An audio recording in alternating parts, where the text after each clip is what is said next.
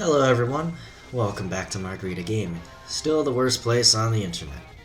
Right now, as to not subject my friends to this, I'm just grinding out the game alone. The unfortunate part about an RPG like this one, especially one this old, is sometimes the pacing demands you to grind for a bit. But on the other hand, this gives us an excellent opportunity to talk about the game's history, technical aspects from the original NES and Famicom cartridges.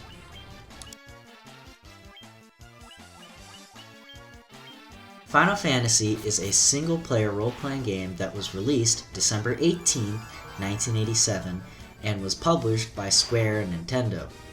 Development was directed by Hironobu Sakaguchi, it was produced by Masafumi Miyamoto, and was designed by Hiromichi Tanaka, Akitoshi Kawazu, and Koichi Ishii. It was programmed by Nasir Gabelli, art was made by Yoshitaka Amani, it was written by Sakaguchi and Keiji Terada, and finally, music was composed by Nobuo Uematsu. It was released for the Famicom and Nintendo Entertainment System and would continue to be re-released for many, many other systems. One thing that confused some, or at least one person that I know, is the name. Final Fantasy. Somewhat an odd name, especially now, considering that there are about 16 main series games as of the time of me recording this. The title Final Fantasy was chosen for a few reasons, the first and simplest being that it was able to be shortened to FF. Sakaguchi stated in 2015 that from the beginning he wanted a title that could be shortened in that way. The original working title of Sakaguchi's original RPG concept was Fighting Fantasy, but the name was changed in order to avoid issues with the game book which happened to have the same name. No, the decision to make the first F final was done because of two things. One was Sakaguchi's personal situation. He had vowed to leave the video game industry and go back to university had Final Fantasy not sold well. And second, the bigger picture was that Square at the time was under the threat of bankruptcy, meaning that Final Fantasy very well could have been Square's final game. As such, in the face of such a back-to-the-wall situation, and the huge success of the RPG Dragon Quest at the time, Sakaguchi was permitted to make an RPG, and was able to gather the A-team of a couple core staff members. And as development went on, he was able to recruit designer Hiromichi Tanaka and his B-team. Still, there was a massive lack of faith on Sakaguchi's team, as he had yet to make a real winner. Fortunately for Sakaguchi and Square, the first Final Fantasy game would be received extremely well by critics and was extremely commercially successful. It sold 520,000 copies and grossed 3 billion yen, which would be about 21 million USD in Japan alone. In North America, it would sell 700,000 copies, which added up to 1.3 million copies by 1994. Needless to say, Sakaguchi did not go back to college, and while his time at Square, later Square Enix, came to an end in 2003, he is yet to exit video games as a whole, still working at his own independent studio, Mistwalker. Both the Famicom and NES cartridge featured 256 kilobytes of mask ROM programmed in 6.502 assembly. The entire game was stored on 4 chips, U1 PRG, U2 CHR, U3 MMC1, and U4 WRAM. The NES version, however, deviates a little bit as it had the addition of the U3 CIC chip, which was the NES lockout chip. Yeah, this game has anti-piracy, and don't worry, we'll talk about that in just a second. Like other games of the day, it used a battery in order to store its save data, and both the NES and Famicom versions played at the standard double NTSC 59.94 frames per second. But unlike a lot of other popular games of the day, it never had a PAL release. On the subject of the anti-piracy system, I'd like to mention this before I move on. The game runs the routine at 0x3CFCB during the transition between maps other than the overworld map. It takes the checksum programmed by Nasir text from the intro, which is 0x37B1A-0x37B34, and it checks if it seems to have been altered. If it is, the game pulls the 3 top values off the stack and executes a runtime setting. setting the program counter to an arbitrary number and crashing the game. The original Final Fantasy had a lot of bugs, the most game-altering probably being the critical hit bug. Critical hits were accidentally tied to the weapon's index number, with late-game weapons having the highest crit chances because of this. This ended up muting out weapons like the Vorpal Sword and Sasuke's Blade, which were meant to have unusually high crit rates. But more importantly, it disrupted the pacing of the game, as it caused you to get a lot more crits late in the game and a lot less early in the game when it was supposed to stay consistent throughout the whole game. This greatly changed the game's balancing and inadvertently allowed physical attacks to outdamage magic as well, when worked in tandem with the other bug which impacted gameplay the most, which is the intelligence bug. While not really a bug in the traditional sense, the stat intelligence shows up when leveling up, but there's not a single line of code within the game which actually references the intelligence stat. From what little we can gather, we believe that it was supposed to impact how much magic damaged or healed. The lack of the intelligence stat caused classes like Red Mage to be just as effective as the Black or White Mages in terms of magic casting, drastically altering the balancing of the game. When combined with the critical hit bug, the problem gets even bigger, as magic is now more or less static and damaging throughout the whole adventure, and physical attacks quickly dominate the meta in the final parts of the game. On the subject of magic, there are a lot of spells in the game which just don't work, or even sometimes do the inverse of what they're supposed to. The most notable ones being TMPR, or Temper, is supposed to raise an ally's attack, but instead does absolutely nothing.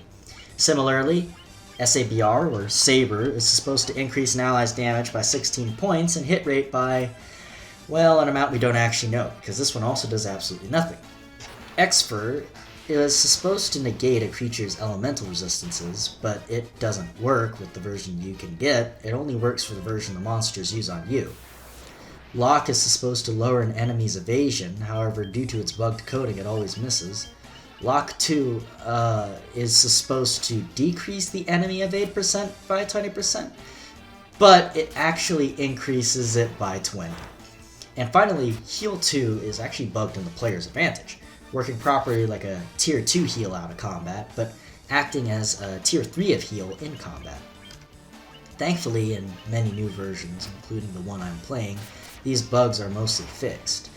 Temper and Saber in particular go from being useless to being a crucial part of putting the hurt on the bosses. Translation is an underrated part of video games, mostly because you only really notice it when there's something wrong, usually horribly wrong. Ideally, a translator's seal of quality is when there isn't really anything noticeable or stand out about their work, and everything goes seamlessly. In this regard, Final Fantasy I's translation is actually pretty good. Most everything in the game is decipherable, and quite a seamless one-to-one between the two versions.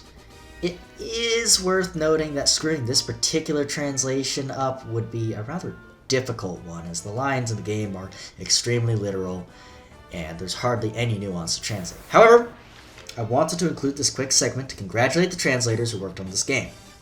If this video somehow finds its way to you, I'm here to give you the accolades you unfortunately probably never saw. You did an excellent job. However, while not on the subject of translation, there are a lot of regional differences between the Japanese and US versions. They begin right on the start menu, as in the US they really wanted to make sure you knew who made it, as the copyright info is added beneath all the options. The title screen was also slightly adjusted, so, would you know it, more copyright info could be added. We can tell it was done a little bit haphazardly though, because of some palette artifacts in the logo, the grass, and the tree. The copyright logo was also a little altered and received a trademark, and for some reason the text boxes were slightly reduced in height, leaving this weird border effect. In the final dungeon, the room was changed from a hexagram, or Star of David I guess, to a simple triangle, and rather mercifully, random encounters were removed from the room. This was probably done because in the Japanese version, rather humorously, during the big bad speech, a random enemy encounter could occur. The tile set showing this on the overworld was also edited to reflect this change as well.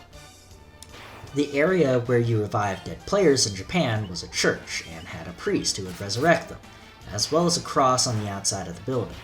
Due to Nintendo's policy on religious imagery in their games, the US version had changed it to a clinic, replacing the cross with a heart and the priest with a magical healer type. 2 enemies were changed as well, the Medusa and the Beholder. The Medusas were slightly altered as to give her a top in the US version, and the Beholder had a near full sprite rework, as well as being renamed to Eye as to avoid copyright issues with TSR, who were the owners of Dungeons & Dragons at the time. The weapon sprites were also slightly touched up in the US version, and they were also given menu icons in the inventory screens. This is mostly because in English there isn't enough space to actually fully show the name of each respective weapon. While on the subject of menu differences, the Japanese menus had a feature where they would highlight your selection. US versions would also technically have this buried in the code, but the palette is set to white, making it indistinguishable. Most likely done because localizers couldn't resize the window to accommodate the larger English characters. We don't know much about the amount of cut content for Final Fantasy. We know that the game went through a decent amount of changes, however the only actual concrete things we have are Famicom Tsushin articles. In Famicom Tsushin, issue 34, we can see a couple snippets of pre-release builds as well as some art. A big difference between the preview and the final is the map. The map is slightly different in the preview than the original. Namely, Melmond is located further inland and the island east of it is missing. The Ice Cave and Mount Gulag are connected by a river. The river east of the Rukon Desert is absent. Elfland has pavement and is surrounded by walls. Grass and forest next to the location of Caravan are missing. A patch of land is missing in the northwest corner of the map. And finally, there are mountains here north of Lefine, which are absent in the final. Also in this 2-page preview, we can see a few things mentioning the advanced jobs, and in particular, the Masuta Monk, or Master Monk. An advanced job which does not exist in the final game, but is most likely just another name for the Super Monk, which is the Japanese version of the Master. The few screenshots we get of the game in this segment as well shows that Corneria was originally a little bit different in layout, as well as the port using less detailed design. Similarly, a few changes were also made to Pravoka. This same issue featured a double-paged ad which has a few more screenshots, one a picture of the overworld and the other a battle mock-up. On the screenshot of the overworld, this seems to be an early version of Corneria, or maybe Elfland based on the old map. But there is no place in the final game which looks like this, especially because those tall building tile sets here don't exist in the final game. The player sprite also seems to be an alternate version of the warrior, who seems to have a blue palette rather than the final red version that he got. On the battle mockup screenshot, we got a few more differences. I call it a mockup because it has a few glaring differences actually. The most notable difference is the dragon. This thing never appears in the final game and is larger than any enemy sprite in the final as well. A few others are that all of the characters have their weapons out at the same time, and the playable characters are named in katakana, something which isn't possible in the final. And finally, the most interesting, the 4th member's sprite doesn't really apply to any in-game character and is most likely a lost class. Later on in Famicom Tsushin issue 35, we got some more screenshots from the build which seems a little closer to the final. Nothing super interesting other than we get to see some early sprites for the Crazy Horse and Ogre. In issue 36, we'd get even more, starting with this higher resolution capture of the early Ogre sprite alongside this poor lady who clearly does not want to be here. The build seen here is much closer to the original, as seen in here these overworld screenshots that look much closer to the final version than anything, really being basically the same, just only a couple minor tweaks.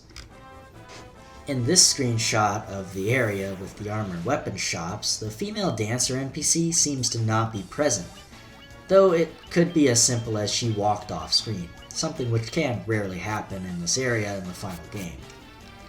There are a few screens where the players are purchasing things, and you can see here the black, magic, and armor shop clerks have different sprites, and that except for magic, everything was cheaper. The last thing we get in this is an early version of the Chaos Shrine, and we see here the orb and the bats aren't present, as well as the sprites looking slightly different. Last look we have at the pre-release comes from Famimaga issue 21, which showed off a build nearly identical to the final, and as such it's not too exciting. But we do have a higher resolution screenshot at the early White Mage clerk, so I guess that's something. So that's Final Fantasy I, an interesting game with an interesting history that spawned a massive video game franchise today. Sources, as per usual, are in the description below, and I hope you enjoyed watching and maybe learned something about Serbia today. I am Takeshi of Margarita Gaming, signing off.